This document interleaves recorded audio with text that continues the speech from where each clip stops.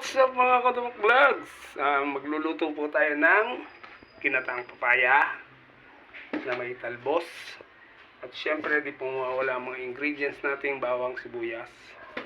At syempre ang pinakamahalaga po yung ating gata.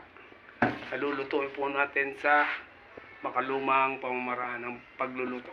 Wow! Sa kalang kahoy. Boom! Balikan po natin to. Alam sa po tayo na. Wow! Ay, mga kakalok lang, oh. Kakang gata.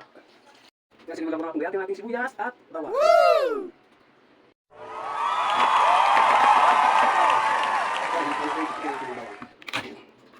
Atin pong gayatin ng bagya. Wow!